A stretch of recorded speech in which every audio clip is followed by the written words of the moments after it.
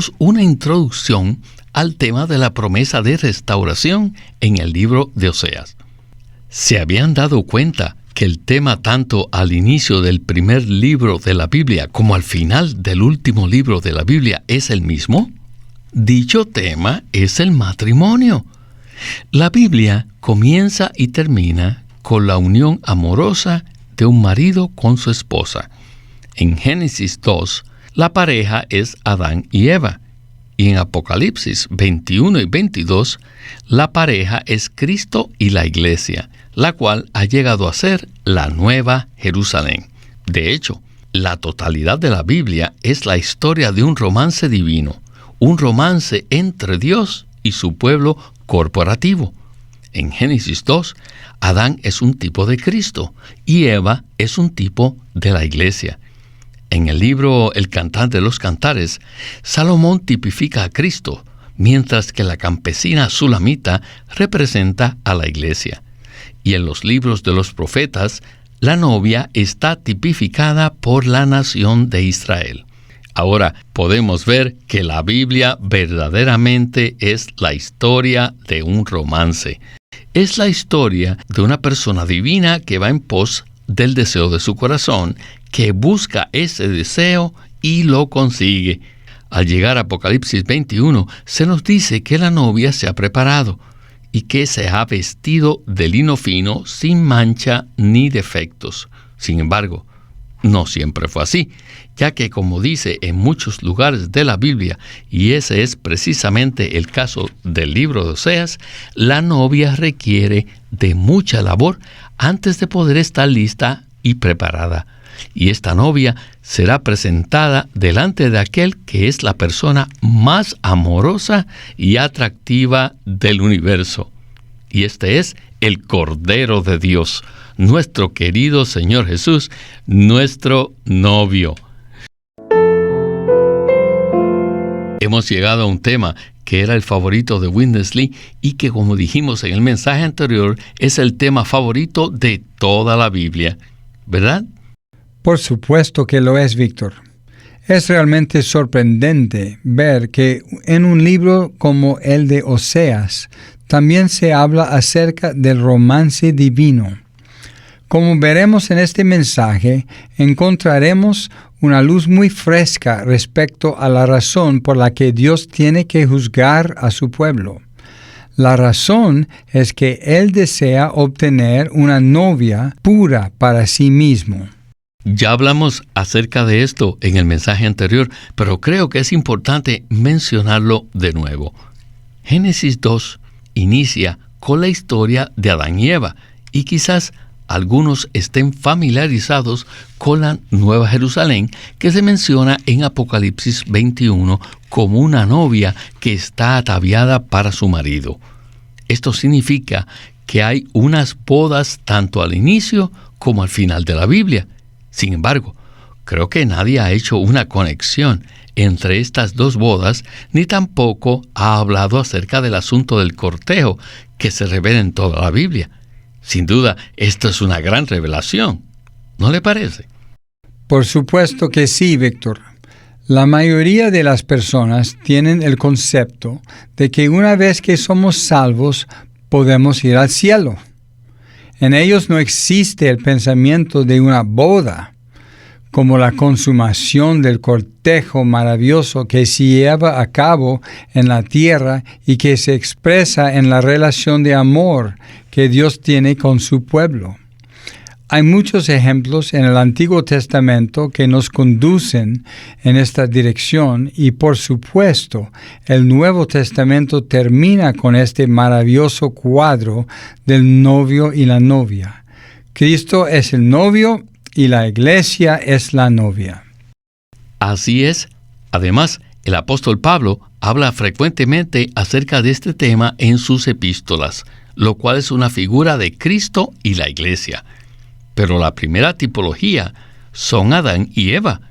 Luego tenemos los libros de los profetas, donde podemos apreciar la relación entre Jehová y la nación de Israel, que representa a su pueblo corporativo. De hecho, Israel es un tipo de nosotros como la iglesia, y la condición de la nación de Israel no fue siempre muy apropiada, porque no era la clase de esposa que Dios deseaba obtener, ¿verdad? Esto es muy cierto. Me impactó mucho leer este libro de Oseas, porque Jehová le dijo al profeta que tomara por esposa a una mujer dada a la prostitución.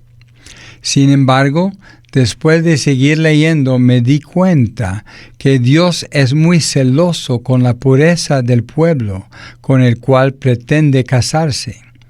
Lo que Dios pretendía mostrarle al pueblo de Israel a través de Oseas era que ellos habían llegado a ser un pueblo adúltero en su vivir y que habían abandonado por completo su noviazgo con Jehová y se habían ido por otro camino. Oseas era uno de los profetas menores que desempeñó su ministerio en el siglo VIII antes de Cristo. En ese tiempo, el pueblo de Israel había abandonado a Dios y se había unido a muchos ídolos, llegando a ser como una mujer adúltera. A los ojos de Dios, en cierto sentido, Israel se había convertido en una prostituta. Entonces, Dios instruye a su siervo Oseas para que tome por esposa a una mujer dada a la prostitución, para que él pudiera darse cuenta de lo que se sentía y así pudiese ser un oráculo apropiado para Dios.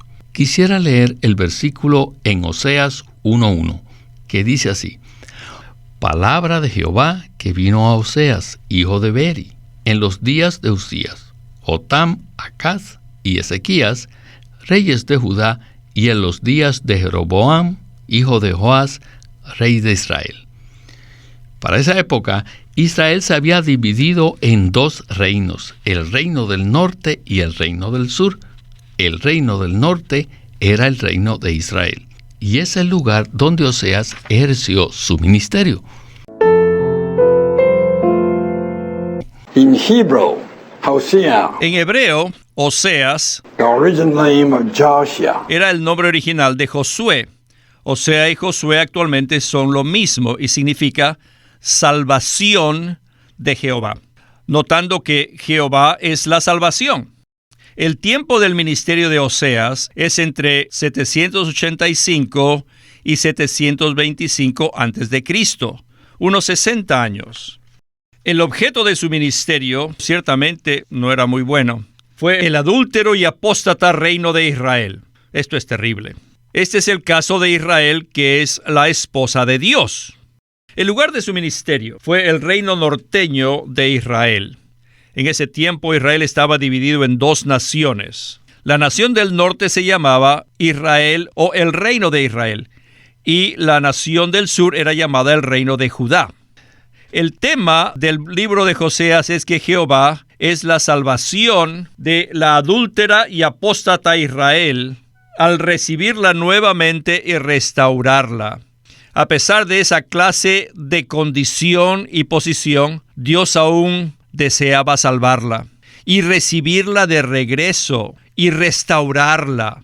El pensamiento central es que no importa cuán adúltera haya sido Israel como esposa de Jehová y qué apóstata Israel haya sido como el pueblo de él aún desea que ella regrese a él y que él la iba a recibir, la iba a regresar y la iba a restaurar. Si recordamos los libros históricos del Antiguo Testamento, nos daremos cuenta que en ese periodo de tiempo Israel había llegado a estar completamente involucrado en idolatría, adorando los dioses paganos. A los ojos de Dios, eso fue mucho más que una transgresión o un pecado. Eso fue en realidad fornicación espiritual, lo cual implica la manera más inapropiada de cuidar de su relación con Dios. Pero lo más sorprendente es que, como acabamos de escuchar, el deseo de Dios era recibir y restaurar a Israel a pesar de su terrible condición. No puedo más que decir que esta es una compasión tan misericordiosa de parte de Dios. Aquí podemos recibir un cuadro de Dios de la manera más pura. A pesar de que la situación de Israel era tan miserable, Jehová demuestra que es un Dios de amor y que jamás dejará el amor por su amada, aunque sí ejecutará su juicio. Esto es algo que podemos ver de manera poética en el libro de Oseas. Aunque es un cuadro muy feo, el hermano Lee dice que es maravilloso. Por consiguiente, necesitamos ver este cuadro a la luz del amor y la intención de Dios. Puesto que Israel había abandonado su relación con Dios, él no tenía otro remedio que juzgarlo, porque incluso se habían dividido en dos reinos. Por un lado estaba el reino de Israel en el norte, y por el otro el reino de Judá en el sur. Pero en términos generales, Israel en el norte se había entregado a la idolatría y por ese motivo Dios envió a su profeta Oseas para que tomara a una prostituta como su mujer e incluso tuviera hijos con ella, como fruto de su relación. Esta fue la manera como Dios le mostró a su profeta Oseas cómo se sentía con respecto a Israel. Y de esta manera Oseas podría profetizar a Israel. Muy cierto.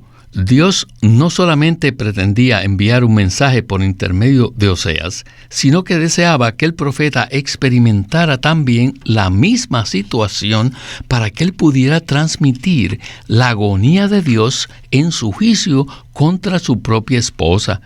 En cuanto a esto, queremos leer los versículos 2 al 9 del capítulo 1 de Oseas, que dicen lo siguiente. Cuando por primera vez Jehová habló a Oseas, Jehová dijo a Oseas, «Ve, toma por esposa una mujer dada a la prostitución, e hijos de prostitución, porque la tierra se ha entregado totalmente a la prostitución, y así se aparta de Jehová». Fue pues, y tomó a Gomer, hija de Diblaim, y ella concibió y le dio a luz un hijo. Entonces Jehová le dijo, «Ponle por nombre Jezreel, porque dentro de poco tomaré venganza de la casa de Jehú por la sangre derramada en Jezreel, y pondré fin al reino de la casa de Israel. Y en aquel día quebraré yo el arco de Israel en el valle de Jezreel». Concibió ella de nuevo y dio a luz una hija. Y Dios dijo a Oseas, «Ponle por nombre Lo Ruhama, porque ya no tendré compasión de la casa de Israel para que de ninguna manera los perdone. Pero de la casa de Judá tendré compasión y los salvaré por Jehová su Dios, y no los salvaré con arco, ni con espada, ni con batalla, ni con caballos, ni con jinetes». Después de haber destetado a Lo Ruhama, Gomer concibió y dio a luz un hijo. Y Dios dijo, «Ponle por nombre Lo-Ami, porque vosotros no sois mi pueblo, ni yo perteneceré a vosotros».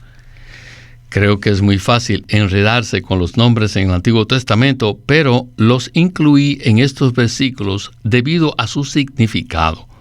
El nombre de la hija de Oseas, Lo Ruhama, está compuesto de dos palabras.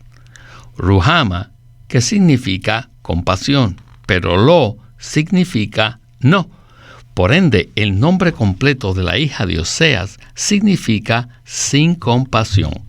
El nombre del hijo Lo-Ami significa no mi pueblo, y simboliza que Israel ya no era el pueblo de Dios. God told his prophet Hosea, Dios le dijo a su profeta Osea que se casase con una prostituta. ¿Ustedes creen que nuestro Dios, el Dios puro, el Dios justo, le diría a su profeta que vaya y se consiga una prostituta? Esto es terrible. La primera vez que leí este capítulo, yo sacudí mi cabeza. Y si yo hubiese sido Osea, O yo tal vez hubiese sido el segundo Jonás. No puedo seguir este mandamiento. Tengo que correr, alejarme. Tengo que escaparme de la presencia de Dios. Pero Oseas era más fuerte. Ustedes saben que los escritos de Oseas es todo en poesía. 14 capítulos, todos son poéticos. Su composición, sus escritos son maravillosos. De una forma poética, él describe toda la pecaminosidad de Israel. Y tal persona, sin duda, tenía un carácter muy alto. Sin embargo, recibió el mandamiento de Dios de ir a tomar ¿qué clase de esposa? Una dada a la prostitución. Y lo hizo. El profeta Oseas tomó a Gomer, una esposa dada a la prostitución, simbolizando que Dios tomaba a Israel como su esposa. Dios no le dio solamente un mandamiento a su profeta para hacer esto, sino que Dios mismo hizo esto. ¿Qué les parece? ¿Qué clase de Dios tenemos que está dispuesto a continuar con la relación con su pueblo, incluso en un caso tan difícil? Dios estaba dispuesto a tomar una prostituta por esposa, según el mandato que le dio a Oseas con Gomer. De hecho, es como si Dios hubiera dicho, debes hacer lo mismo que yo ya hice. Esta situación es como una ventana a través de la cual podemos ver el corazón de Dios, ¿verdad? Sí, es muy cierto, Víctor. Necesitamos ver que detrás de ese mandato existía el gemir de Dios por su esposa, Israel. En ese sentido, Dios estaba celoso por su pueblo. Él amó tanto a su pueblo amado que lo defendió y cuidó cuando pasó por muchas pruebas, como se puede ver en la Biblia. A pesar de esto, Israel le dio la espalda y entonces Dios tuvo que decirles y demostrarles a través del profeta Oseas la clase de vida que ellos habían adoptado, como la de una prostituta. Dios gemía en su interior por recobrar a su amada esposa y quería que Israel se diera cuenta que ya no era su pueblo, su esposa. Dios esperaba que ellos se dieran cuenta de lo que habían hecho para luego recobrarlos en su amor. Esta es la parte negativa de esta historia narrada en forma poética. Siempre me he admirado que Dios tiene este amor tan abrumador e imperecedero, pero a la vez Él es justo y está lleno de santidad. Él es un Dios de pureza. Cuando se confrontó con una situación tan difícil con su pueblo, que Él había escogido como el objeto de su amor, y al ver que ellos no le correspondían, su ser entró en conflicto. Pero lo más maravilloso es que su amor y su justicia fueron satisfechos mientras continuaba llevando a cabo su plan con su pueblo, en su economía. Esto es realmente tremendo, ¿verdad? Así es.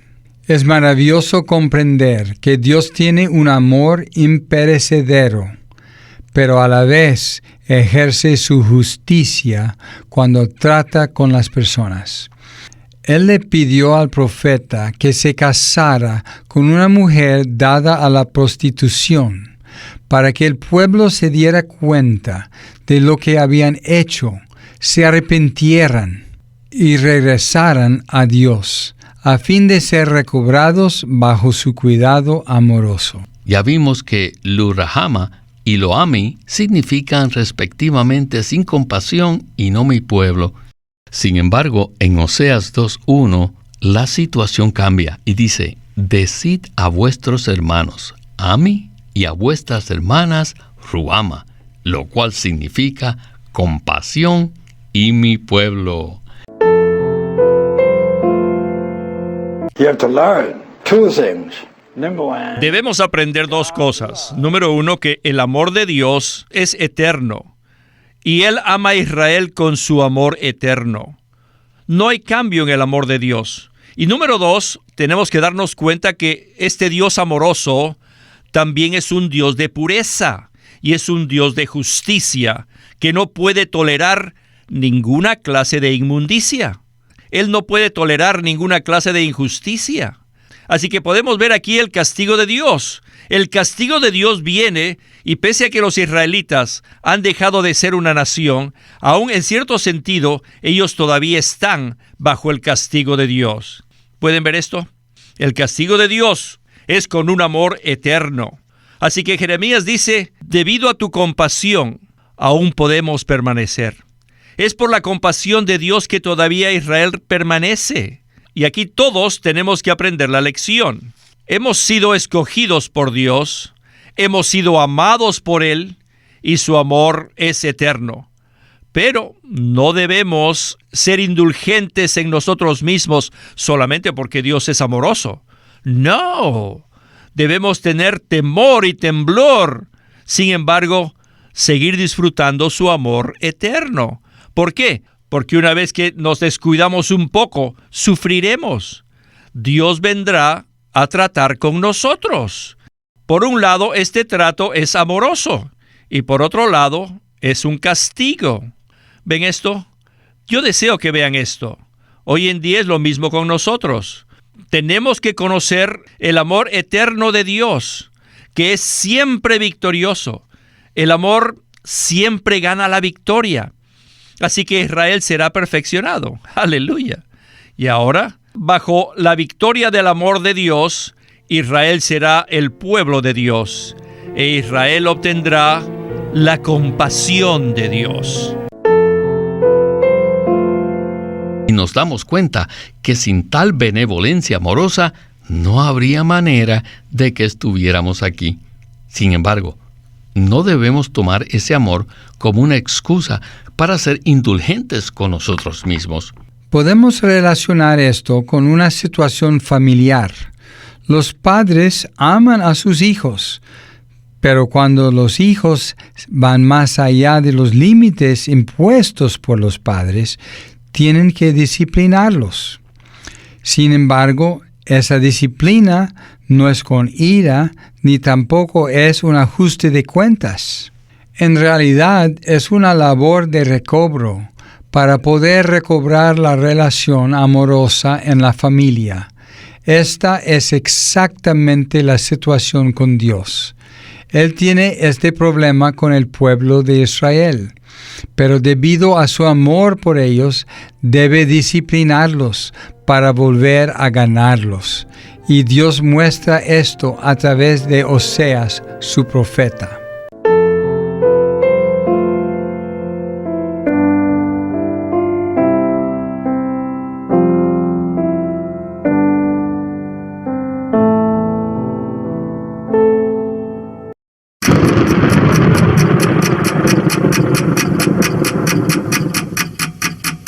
El Vigilante.